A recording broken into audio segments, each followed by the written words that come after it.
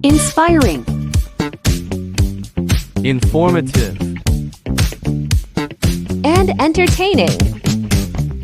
Welcome to Radio Talk, podcastnya RRI Pekanbaru.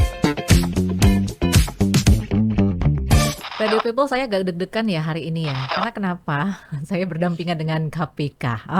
Kira-kira ada apa ya dengan KPK hadir di RRI Pekanbaru atau di podcastnya RRI Pekanbaru, terutama di Provinsi Riau. Gak ada apa-apa ya, Bu?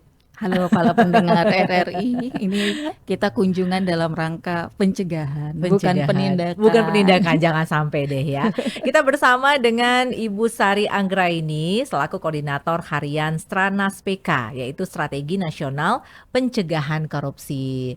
Selamat datang di Provinsi Riau dan Kota Pekanbaru. Ini Ibu Sari panggilannya ya, Bu. Makasih Mbak Rani. Iya. Luar biasa panas ya, lumayan ya di Luar Riau biasa. ya. Ini nggak sebanding, Bu, karena memang udah waktunya musim penghujan ya. Oh. Jadi kalau siang itu panas, malam itu hujan. Oke, jadi rada lumayan lah ya, Rada nggak terlalu lumayan. terik ya sebenarnya. Bener. Tapi saya deg-degan loh, Bu, di sebelah Ibu nih. Karena kalau identik tuh kalau KPK katanya ya penindakan ya. Banyaknya yang berstatement seperti itu ya. Atau kalau KPK tuh pas ada penindakan ini baru berkunjungan ke sini. Tapi ini enggak ya, Bu? Enggak. Katanya yang penting kalau KPK itu jangan dipanggil. Oh, jangan dipanggil. Kalau diundang nggak apa-apa. kalau Orang KPK-nya diundang atau orang KPK mengundang itu nggak Oke. apa-apa. Asal jangan dipanggil. Kalau aja. dipanggil berbahaya berarti ya. Iya. Warning ya. Warning. Tapi saya pengen tahu nih, Ibu Sari, ini strategi Stranas PK, strategi pengendalian Strategi Nasional Pencegahan Korupsi. korupsi. Nah, ini seperti apa nih, Bu? Strategi nasional pencegahan korupsi. Jadi Stranas PK, singkatannya Stranas PK ya, Strategi Nasional Pencegahan Korupsi itu merupakan satu lembaga atau satu unit forum bersama dari 5 kementerian lembaga. Jadi di situ ada KPK, ada Kementerian Dalam Negeri, ada Bappenas, ada Kementerian Pan RB, Oke. sama satu lagi kantor staf presiden. Oh, Nah, oke. 5 kementerian lembaga ini diberikan mandat oleh presiden untuk bisa mengawal upaya-upaya pencegahan korupsi di Indonesia. Nah, sebenarnya yang namanya Stranas ini dulu ada sejak zamannya Pak SBY. Oh, PSBY 2015. Jadi Oke. Perpres 55 2012 dulu itu dulu sekretariatnya di Bappenas. Oh. Nah, ini merupakan salah satu janji kita, negara kita kepada dunia, UNCSC, bahwa suatu negara itu harus punya strategi nasional pencegahan korupsi. Oke. Dan inilah di era Pak SBY itu kemudian dimunculkan. Nah, pada saat kita lakukan evaluasi di tahun 2018, sepertinya kalau bicara tentang pencegahan korupsi, maka sepertinya sekretariatnya harus dikembalikan kepada lembaga yang memang menangani upaya-upaya pencegahan korupsi, yaitu KPK. KPK, Jadi kemudian sejak 2018 ada Perpres baru 54 2018 yang memindahkan sekretariatnya yang awalnya di Bappenas kemudian di KPK dan kemudian nggak sendirian. Jadi ada 5 lembaga lain yang juga mengawal upaya pencegahan korupsi. Nah, di Stranas PK ini kita punya Timnas namanya. Timnas itu tim nasional. Oh, Jadi iya. koordinatornya ketua KPK. Anggotanya ada 4. Ada Menteri Bappenas, Menteri Dalam Negeri, Menteri Pan RB, satu lagi Kepala Staf Kantor Staf Presiden. Nah, jadi secara reguler ini melaporkan setiap 6 bulan sekali kepada Presiden. Bagaimana posisi upaya pencegahan korupsi di Indonesia. Nah, kurang lebih kayak gitu deh. Oke. Tapi ngapain aja sih, Bu, Stranas PK Iya, iya. ini? Ngapain aja ya kita ya. Ngapain aja? Atau mungkin dari saya ada di kulik-kulik nggak, Bu, di situ? Enggak ya? Jadi sekali lagi ini upaya pencegahan ya, yang pada intinya kita mendorong perbaikan tata kelola sistem pemerintahan di Indonesia. Oke. Nah, jadi nggak ada hubungannya sama sekali dengan penindakan, tapi memang sebagai suatu upaya pencegahan korupsi, tentu saja kita harus belajar dari modus-modus korupsi umum yang ada di Indonesia, termasuk ukuran-ukuran internasional untuk bisa melihat sebenarnya dari sisi korupsi di Indonesia itu prioritas kita tuh mau Kemana? menangani tata kelola yang mana supaya nggak terjadi korupsi lagi, kurang Oke, lebih gitulah ya. iya. Nah, kalau kita lihat dari Corruption Perception Index, mungkin Mbak Rani pernah dengar ya, itu pengukuran global tentang bagaimana pemetaan tingkat korupsi di sebuah negara, Mm-mm. Indonesia itu seringkali PR-nya pada beberapa hal nih. Pertama perizinan. Mm-mm. Perizinannya lambat, Iya. mahal, masih banyak pungli gitu ya. Mm-mm. Kemudian tata niaga terkait perekonomian kita. Ini Mm-mm. tata kelolanya masih belum oke, sehingga belum optimal nih penerimaan negara. Mm-mm. Yang kedua, problem yang paling penting juga adalah keuangan negara, terutama di sektor expenditure, sektor belanja. Makanya kenapa ada kebocoran. Oke. Nah, Mm-mm. termasuk sektor penerimaan. Ini bocor juga. Jadi nggak cuman ke pengeluaran, tapi Penerimaan juga bocor ya, penerimaan Bu? negara bocor juga, Oke. banyak nih bocor sana sini gitu ya. Nah, yang ketiga adalah yang suka jadi PR juga, penegakan hukum dan reformasi birokrasi. Ini jadi PR terus nih.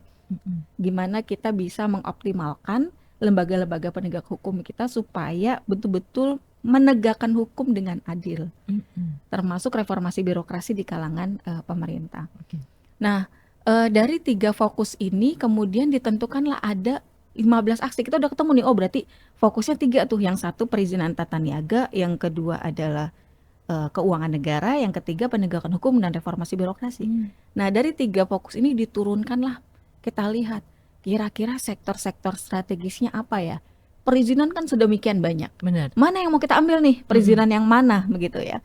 Kemudian keuangan negara yang bocor itu yang mana? Yang paling gede dan bocor itu yang mana? Dan terakhir penegakan hukum reformasi birokrasi. Kalau kita mau mengoptimalkan APH atau APIP, kita mulai dari mana? Nah, jadilah kemudian aksi-aksinya ini setiap 2 tahun sekali ditetapkan. Jadi memang kemudian dipilihlah target-target yang kira-kiranya mungkin dilakukan setiap 2 tahun itu tercapai targetnya. Mm-mm. Jadi ini sebagai trigger mechanism lah. Proxy aja kita ambil. Tentu kita nggak bisa semua ya karena banyak sekali. Maka ini hanya priority yang kita ambil. Oke.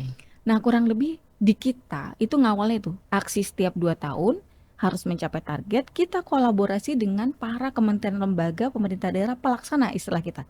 KLPD pelaksana aksi. Nah, itu kalau pemerintah daerah semua provinsi menjadi pelaksana aksi pencegahan korupsi. Dimonitor setiap 3 bulan sekali. 3 bulan sekali. Jadi ada B03, B06, Mm-mm. B09. Nah, sekarang ini mau B09 nih. Mm-mm. Nah, ini kita aksi baru 2025-2026. Nah, kurang Oke. lebih gitulah kita mengawal dan mendorong itu terus lah. Tapi mungkin Bu sambil kita juga menelaah ini ya pencegahan yang dilakukan KPK sendiri. Ya. Kita menelaah. Sebenarnya contoh apanya Mia? Contohnya seperti apa sih Ya, Bu? ya. Kalau di Provinsi Riau itu contoh kasusnya seperti apa Hmm, gitu. hmm, hmm. Nah, biar Radio Ya, People ya. juga ini Kebayang ternyata ya. ini kebayang gitu ya. Iya, iya, iya.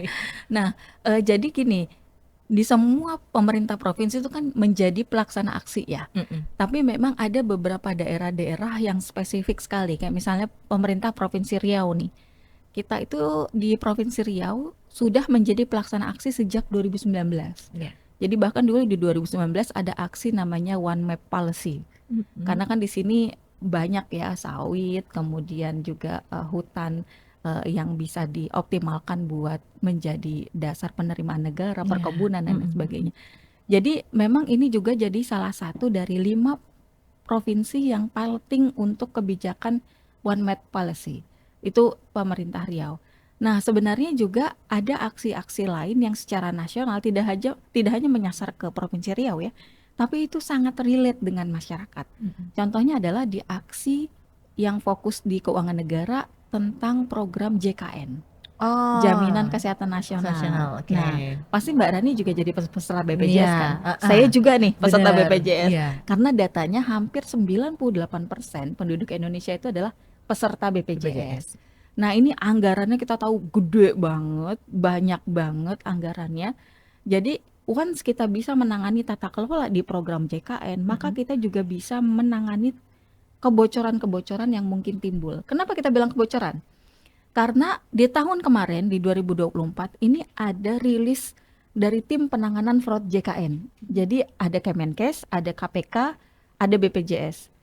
Ini 3 tim ini nih mengumumkan kalau mereka sampling di tiga provinsi. Jadi ada beberapa rumah sakit yang ternyata mereka melakukan fraud dengan total nilai fraudnya tuh 34 miliar.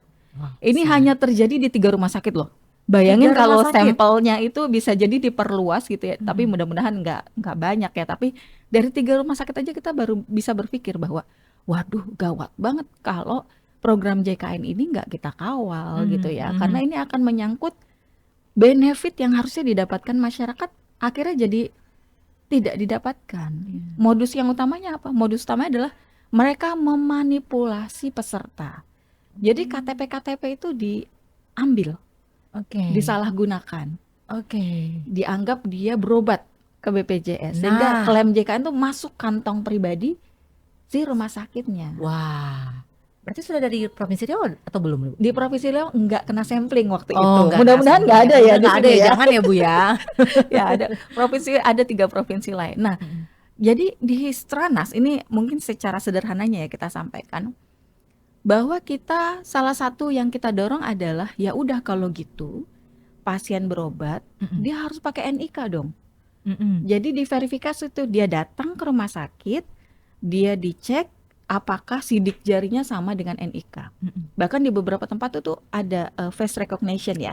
Wajahnya tuh bener nggak sih orang yang bawa KTP ini yang berobat dia, supaya kebocoran negara tidak terjadi dan betul-betul negara itu membayar atau memfasilitasi orang yang sakit dan butuh biaya yang di cover oleh BPJS. Nah ini harapan kita adalah kita dorong itu dan sebagian juga sudah berjalan, tapi memang ada yang kita lagi kawal di 2 tahun ini adalah bagaimana merapikan bahwa klaim ini juga menggunakan rekam medik elektronik. Sehingga tahu tuh, karena satu lagi nih modus lain selain menyalahgunakan KTP atau NIK adalah mereka memanipulasi ini fiktif, diagnosa fiktif. Jadi orang nggak katarak misalnya, dibilang katarak, biar dapat klaim operasi kataraknya, itu masuk kantongnya rumah sakit.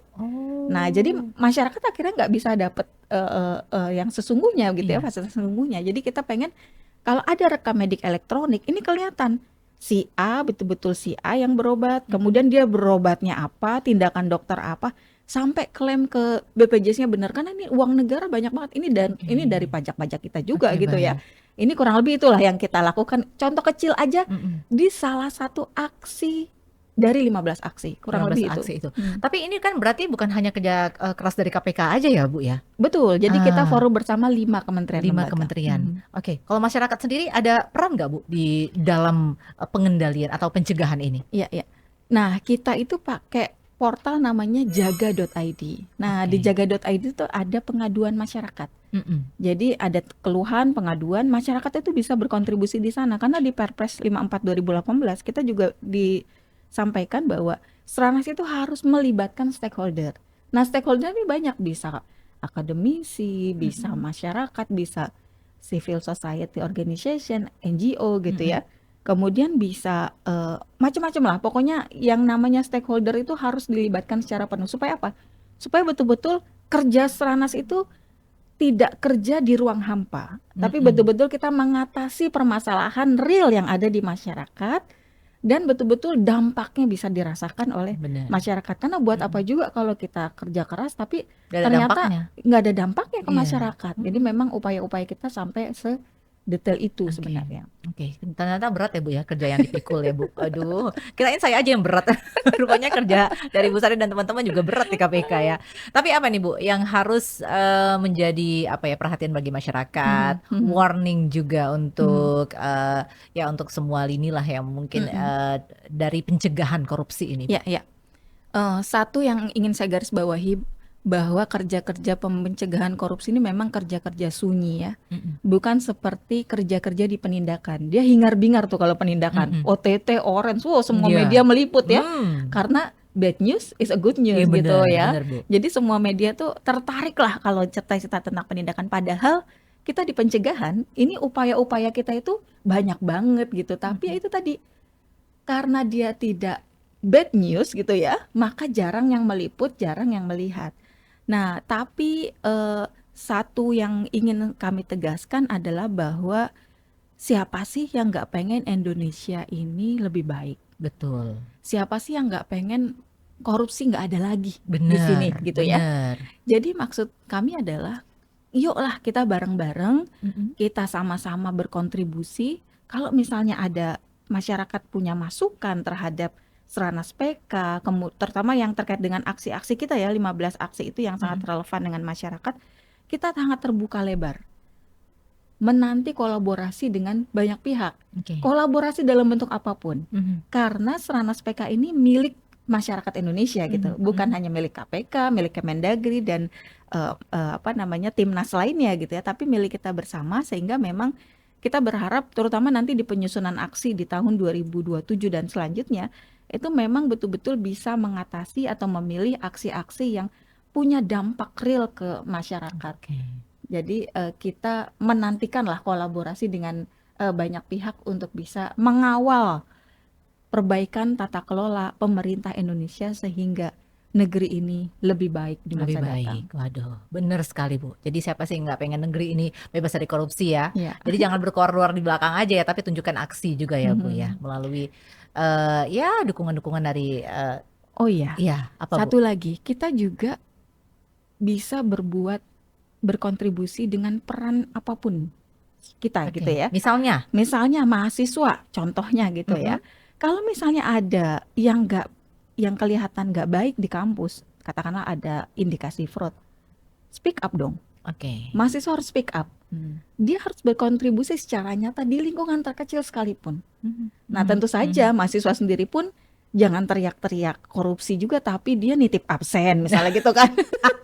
Nah, ini nggak boleh juga gitu, artinya Bener. karena masyarakat berintegritas itu juga penting. Iya, bener. Kita kritis, tapi kita Tapi juga kita harus harus menunjukkan menunjukkan juga bahwa ya. kita juga menunjukkan teladan yang baik juga gitu. Nah, ya jadi setiap kita punya peran apapun itu, nggak perlu hingar-bingar.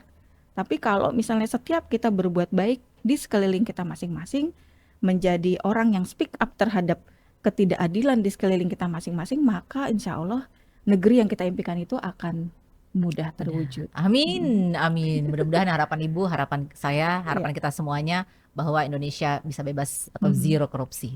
Amin, Amin, amin, ya. amin. Ya, meskipun itu mungkin sulit ya, Bu. Tapi kita bekerja keras bersama ya, Bu ya. Tetap harus optimis. Tetap harus optimis. Baik, Bu Sari, terima kasih jauh-jauh dari sana. Udah. Pantun dong biasanya. Oh, Nggak, biasanya Mbak Rani ada Saya pantun nih. belum Biasanya ada. orang Melayu kan pantun, Iya, saya belum benar nyiapin sih, Bu. contekan ya buat Saya pantun. juga belum. Nanti lah Bu ya, di lain kesempatan mungkin ya. Oke. Terima kasih Radio People. Kita ya mudah-mudahan juga kontribusi untuk kita semuanya menyelamatkan negeri ini dari bebas korupsi ya, bukan hanya kerja dari Bu Sari tapi juga kerja keras masyarakat Indonesia, terutama mungkin masyarakat di Provinsi Riau. Bu Sari, terima kasih ya Bu Sari. Sama-sama. Terima kasih para pendengar RRI. Iya, ini podcastnya RRI. Radio People sapaannya. Radio People. Terima Oh kasih, ya, Radio People. Terima kasih Radio People. Salam sehat, salam semangat untuk kita semua. Terima kasih, sampai jumpa. Bye.